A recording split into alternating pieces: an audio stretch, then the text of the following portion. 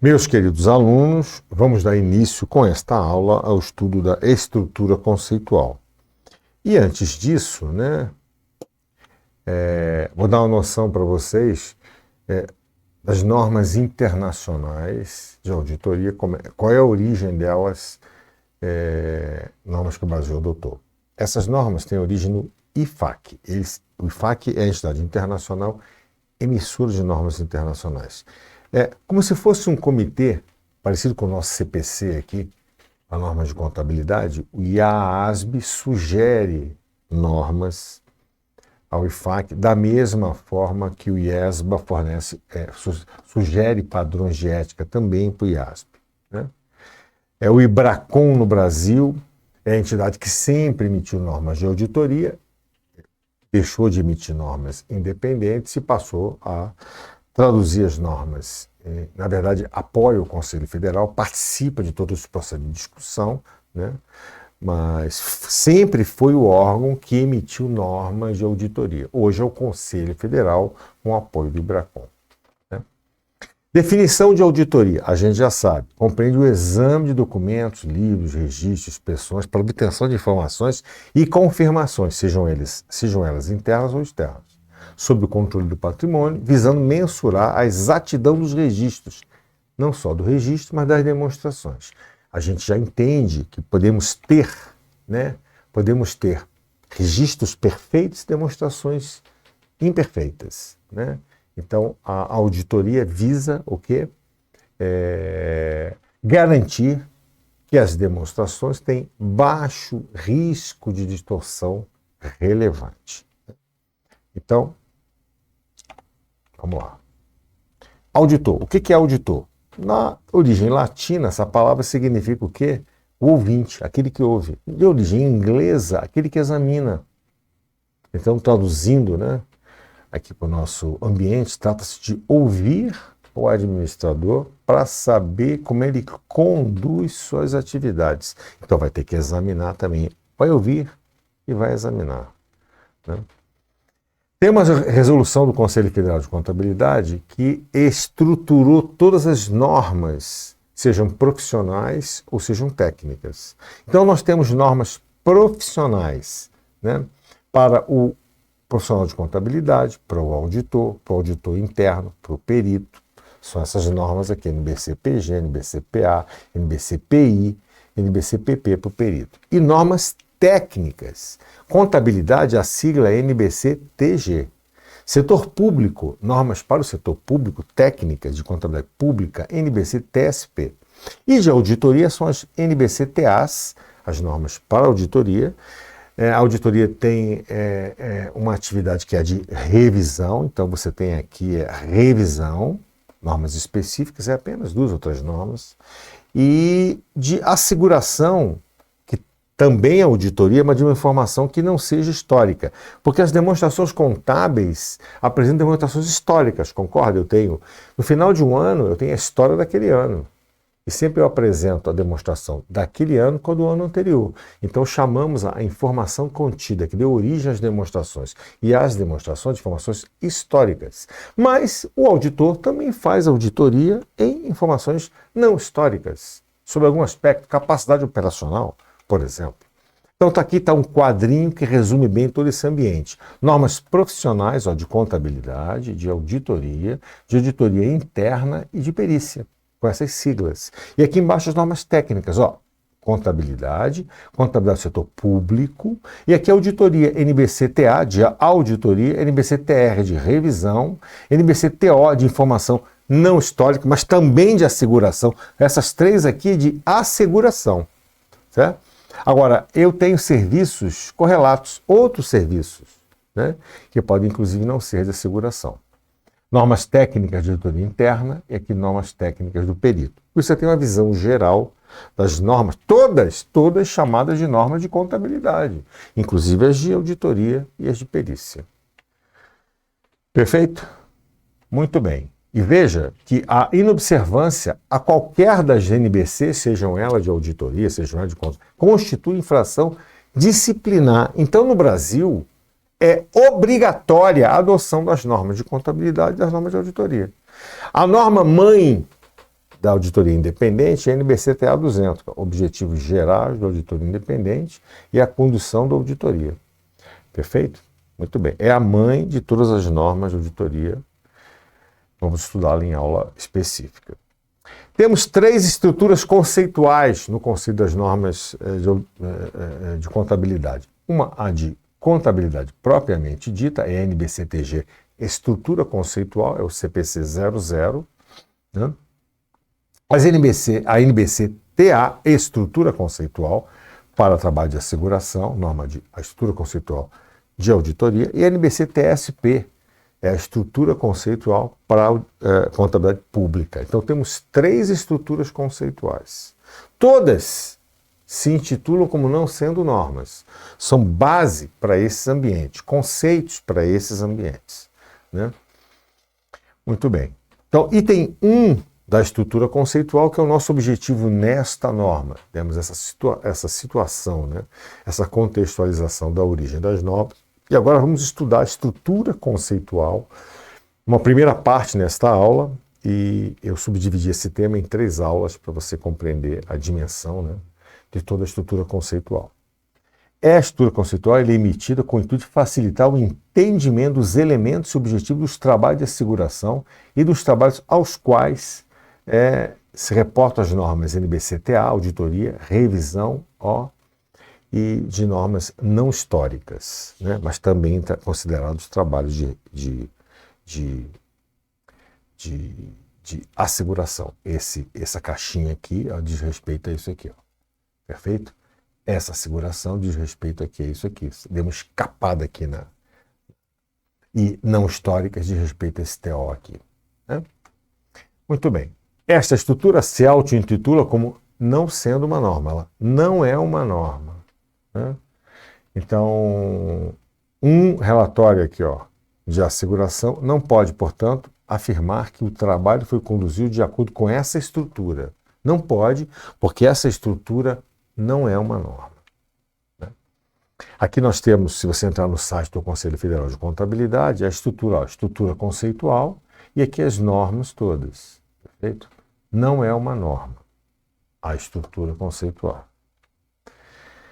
No item 3, ela diz o seguinte: essa estrutura fornece, é uma referência conceitual para os auditores, para todas as pessoas envolvidas em trabalho de asseguração, de auditoria. E também dá ao CFC condições, né, referência para ele emitir outras normas de asseguração. Qual é a abrangência da estrutura conceitual? Eu coloquei aqui num diagrama, em vez de tópicos, né? Descrição dos trabalhos de asseguração do auditor independente, e esse é o objetivo desta aula de hoje. Eu vou abordar esse pedacinho aqui da estrutura conceitual. E nas aulas seguintes eu vou abordar pré-condições do trabalho e numa última aula elementos, né, do trabalho de asseguração.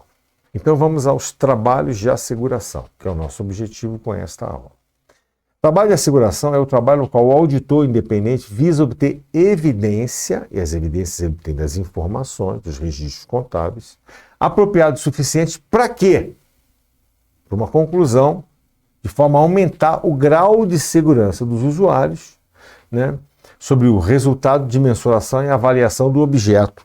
O objeto, a gente já viu na aula introdutória que o objeto pode ser demonstrações, o objeto pode ser a gestão da empresa, o objeto pode ser o compliance, o objeto pode ser sistema de informação, o objeto pode ser a auditoria na área tributária, mas normalmente são as demonstrações contábeis, né?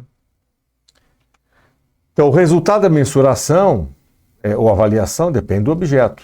Por exemplo, se o objeto for as demonstrações, como é mais comum, o auditor vai se basear, o critério são as normas, e o resultado, o relatório está conforme, ele vai emitir uma opinião. Agora, o objeto pode ser o controle interno, e aí quem faz esse tipo de auditoria no controle interno é o auditor interno, né? E definido pela empresa os critérios e a eficácia do controle, um relatório de sugestão para melhoria desses controles, né?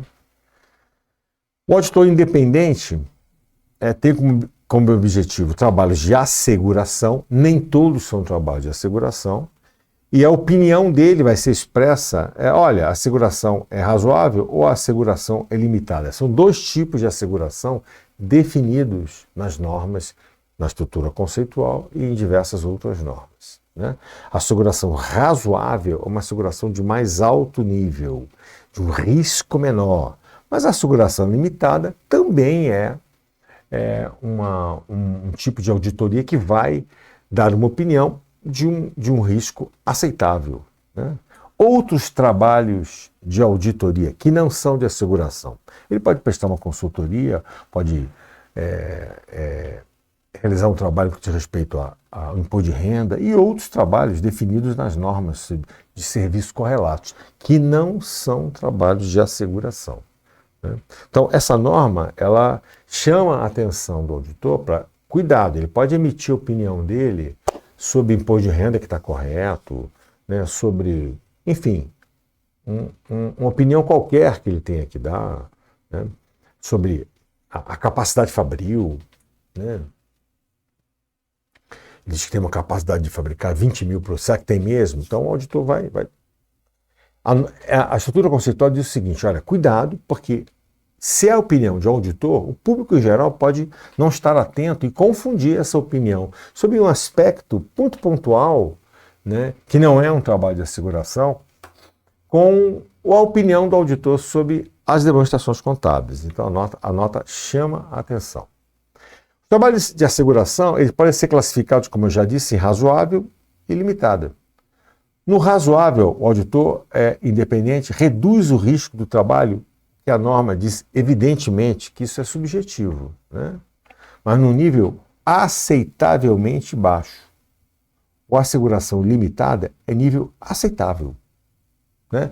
Ambos são aceitáveis, mas o risco é maior. O risco é maior na asseguração limitada do asseguração razoável, mas ainda aceitável, né, em função das normas. Por quê? Porque no trabalho de asseguração limitada, a época, a extensão dos procedimentos são menos extensos quando comparado com os trabalhos de asseguração razoável. Mas são razoáveis, porque na asseguração razoável, a opinião do auditor ela é afirmativa. Ele não garante, mas ele afirma, o risco de ter distorção relevante é baixo. Diferente da resposta no relatório de uma asseguração limitada. Não encontramos nada que nos leve a crer que exista distorção razoável. Então é diferente, né? E isso está definido desde o princípio, né? Por quem contratou. Às vezes o banco quer apenas a garantia de que não existe lá alguma coisa e ele fica satisfeito com esse tipo de resposta. Então depende de quem é o usuário e de para quê que é o objetivo, né, da auditoria. Asseguração razoável, nível consideravelmente baixo de risco. Nível baixo de risco na limitada também. Procedimentos extensos, procedimentos menos extensos.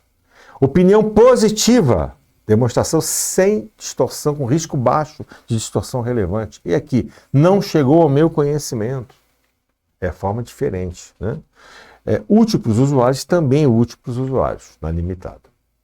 A NBC-TO, que é uma norma específica, né, para trabalhos não históricos, define isso que a gente acabou de ver. Na norma está definido também a asseguração razoável e limitada, do jeitinho que eu acabei de explicar para vocês, mas também define aqui o que é um trabalho de atestação e o que é um trabalho direto, né? O trabalho de atestação é quando o auditor ele vai atestar sobre alguma coisa que não foi ele que fez. Então, a gente entender esse conceito. E no trabalho direto é quando o auditor ele faz a mensuração. Então, entenda esses dois. Eu fui buscar nesta norma, por isso que eu repeti aqui coisas que a gente já estudou, mas fui buscar nesse item 12 dessa norma essa definição, para não ficar só com a minha palavra. Atestado é quando o auditor não fez a medida, a mensuração no objeto, né? Então, por exemplo, ele é contratado para falar sobre um problema de contaminação do meio ambiente, né? Se ele vai dar um trabalho de atestação, as máquinas que medem lá o nível de poluição, ele não vai se meter nisso. É um especialista, usei a máquina tal e consegui os índices tais. Ele vai se basear nisso. Agora, se ele for contratado para fazer o trabalho direto, então ele vai checar, olha, vamos verificar se essa máquina está, primeiro, alinhada, testada, devidamente, como é que eu vou dizer assim, está aferida a máquina, porque ele é responsável pela medida. Então é diferente, né? Quando o auditor se baseia na medida de alguém, chamamos isso de trabalho de atestação. É o trabalho de asseguração no qual o auditor não seja o auditor independente que mensura ou avalia o objeto.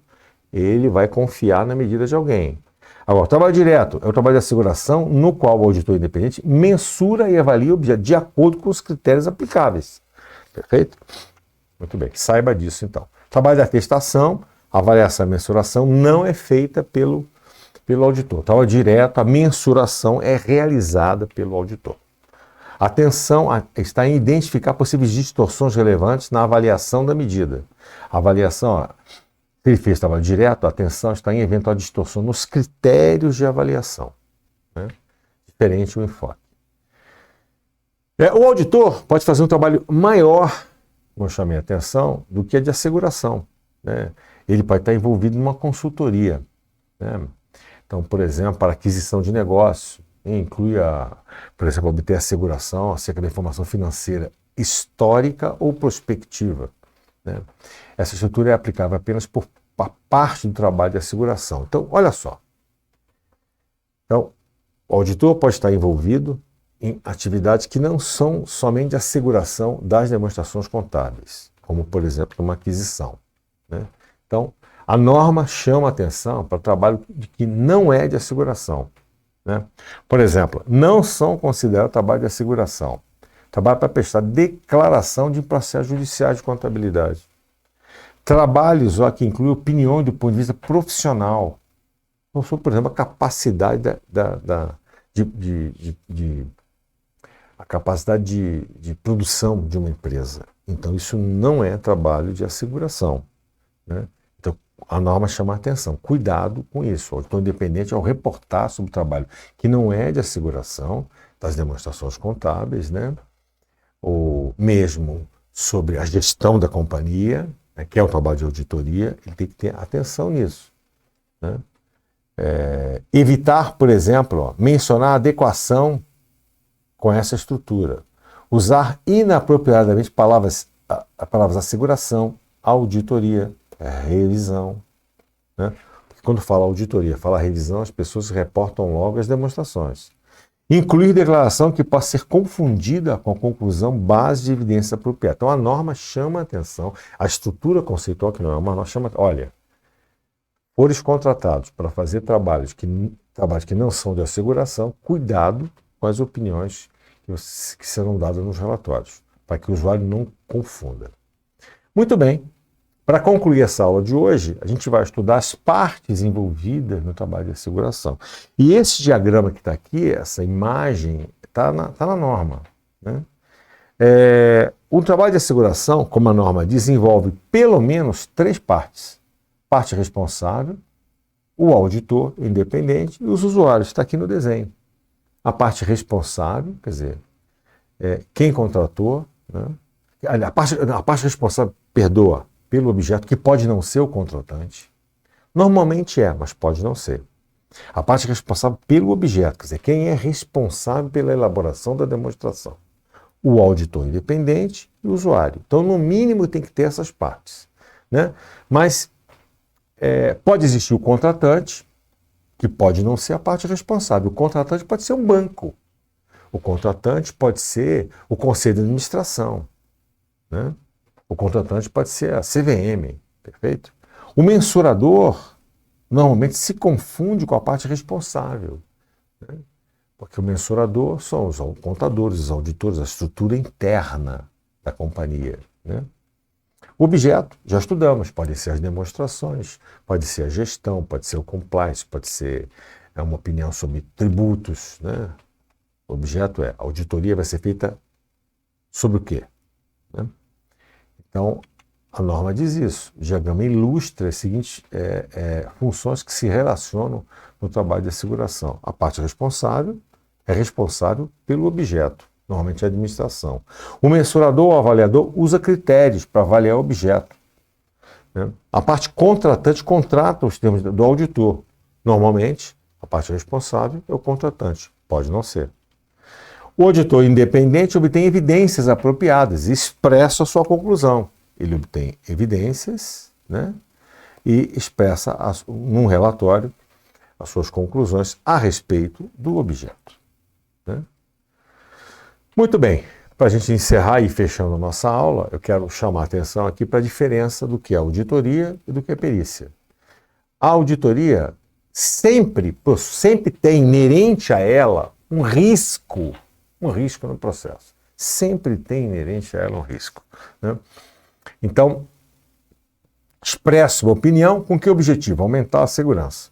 Agora, a perícia não tem margem para erro. Né? Vai dar opinião. O caixa é isso mesmo? É bem objetivo, né? E vai emitir um laudo, que vai ser base para uma decisão. Né? Qual é o tamanho do estoque? Pronto, para perícia teve roubo.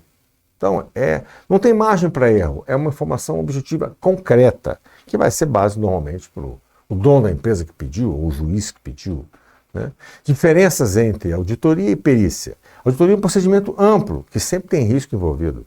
Perícia é um procedimento restrito, pontual, uma questão a esclarecer. Qual é o tamanho do estoque? Auditoria dá opinião sobre as demonstrações, normalmente, quando o objeto são as demonstrações.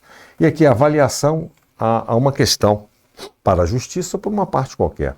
Contratado pela empresa, designado pela justiça ou mesmo por uma parte. Pode ser a própria empresa. O auditor vai emitir um relatório. O perito vai emitir um laudo, um parecer pericial. Né?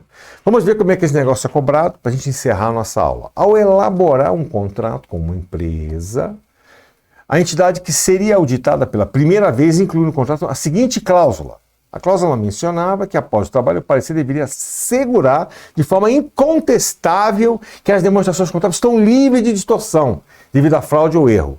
Essa cláusula é considerada o quê? Uma limitação inerente à auditoria. Não é no escopo, não é risco de situação relevante, não é risco de controle, não é nada disso. A auditoria tem uma limitação inerente, ela sempre, a opinião, por melhor que tenha sido o trabalho, tem um risco, ela garante o seguinte, que tem baixo risco de distorção relevante, mas tem sempre risco, certo? Segunda e última questão, de acordo com a NBCTA, que trata da estrutura conceitual, nesses trabalhos o auditor independente expressa uma conclusão com a finalidade de aumentar o grau de confiança dos outros usuários, previsto acerca do resultado das avaliações. O trabalho de asseguração requer a consideração de alguns elementos. Das opções a seguir, aqui não constituem um dos elementos. Critérios adequados? Sim, tem que adotar critérios adequados. Evidências apropriadas suficientes? Evidências são as informações que ele vai basear. Objeto apropriado? Sim, a demonstração, o quê? Uma análise, uma auditoria sobre a área de tributos, sobre a gestão, objeto apropriado. Relatório de asseguração escrito de forma apropriada, perfeito. Relacionamento entre as partes, entre o contratante e o auditor, não. Isso não faz parte do escopo da auditoria. Perfeito? Muito bem. Então, não faz parte do escopo. Né? Relacionamento, não. Né? Então, está aqui o que a gente viu, né? Na nossa aula. A resposta é, sem dúvida, a letra E. E assim, meus queridos, encerramos esta primeira parte do estudo da estrutura conceitual no ambiente da auditoria. Até um próximo encontro.